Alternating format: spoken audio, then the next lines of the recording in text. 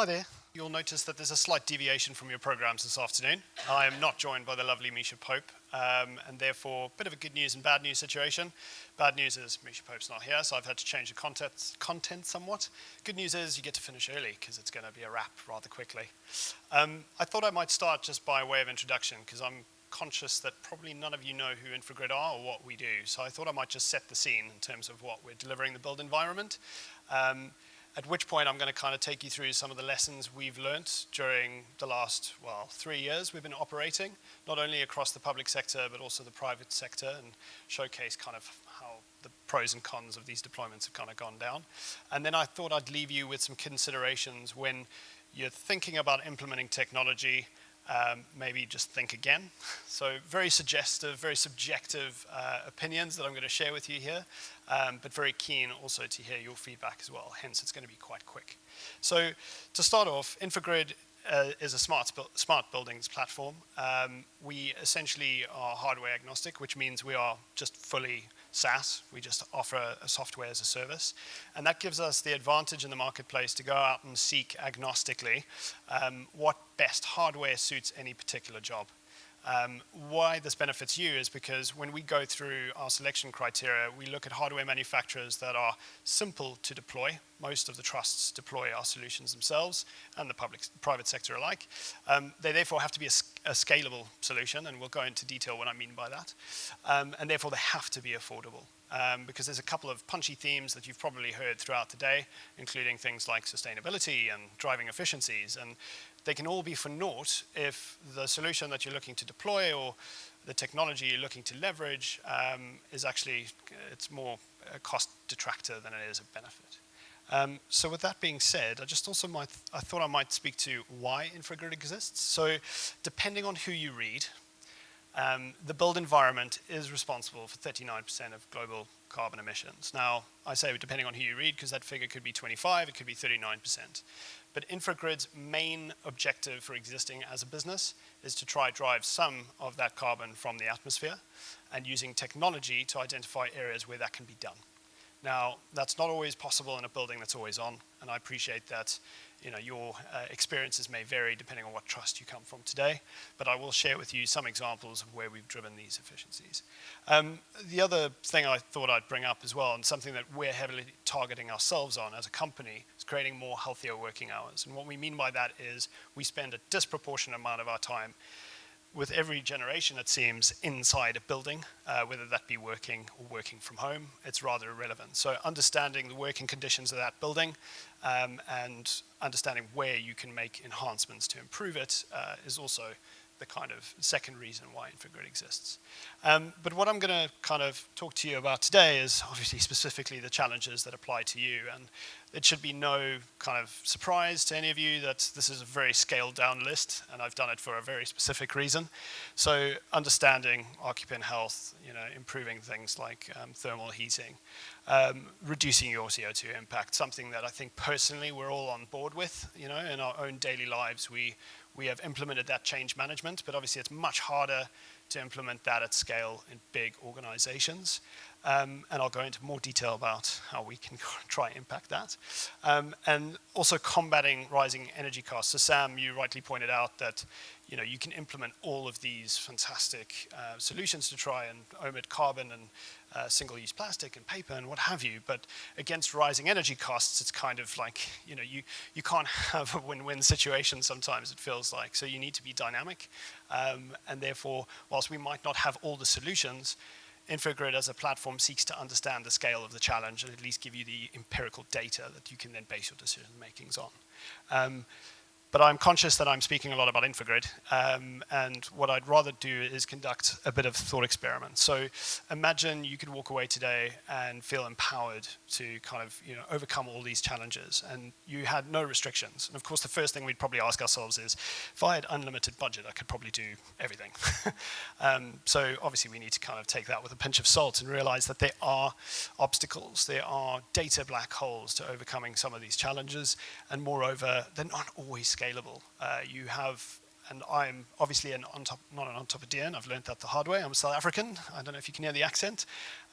So it was a new experience to me seeing the mix of old and new buildings and how they were run effectively in very different ways, and therefore not one size approach always fits.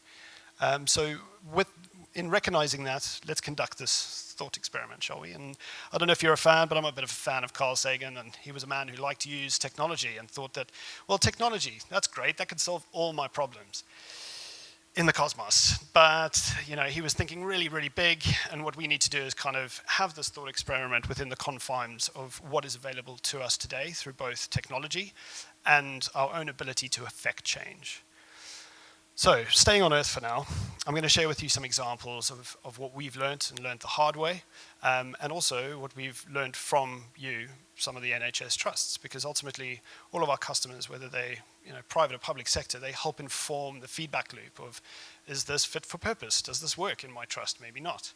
And I wanted to share with you, because there's been a lot of talk about smart cleaning, a particular kind of deployment that we commonly deploy, and how it can really fuel collaboration throughout different organizations. So we heard from Mighty earlier that space utilization is one of the things they often are working on, understanding how your current real estate is currently being used versus that which you're asked to build, and you're constantly trying to gather that information to make those decisions. And as the previous slide illustrated, a lot of the previous ways we've done this is through analog means. It's someone with paper and a clipboard.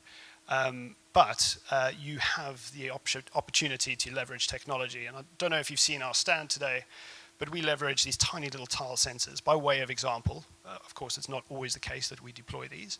And these kind of tell you things like space occupancy. They're measuring whether or not somebody's actually utilized that space. And there's an audit trail. It's data. It's tangible data that you cannot dispute.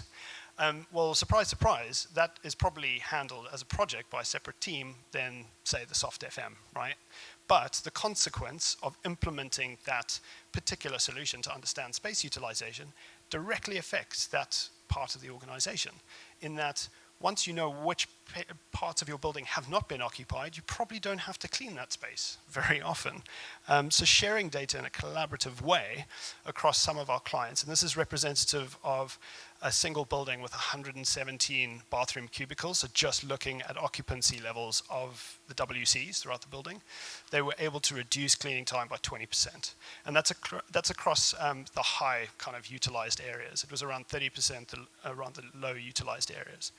And direct cause and effect there. One department going off and doing their own thing, but another department benefiting.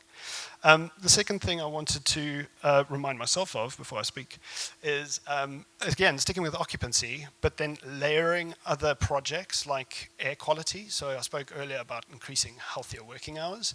Those are two, again, very singular in vision in terms of projects and objectives, but they help inform one another, because if you know what your HVAC's doing in terms of producing quality air in either patient care areas or in office areas or wherever you like, you can juxtapose that with the level of occupancy, and you can actually start to, and the FMs will testify to this because they use our software, optimize your BMS, your schedules, and you'll make savings, and they might be incremental at first, but these incremental savings, when added up, save energy costs, save CO2.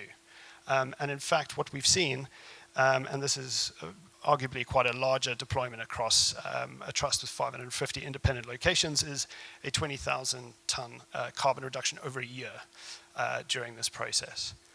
The other thing I wanted to share with you is looking at, not data for data's sake, but data for taking action. And one of the things I've actually added last minute, which is why I keep looking at my notes, is I've had a conversation with quite a few of you today around Legionella compliance, and it really is fertile ground for automation, not just to give more time back to what we saw during the pandemic, when nurses and cleaners were asked to go flush taps, and they don't know why, they don't know how long. It was, not realistic.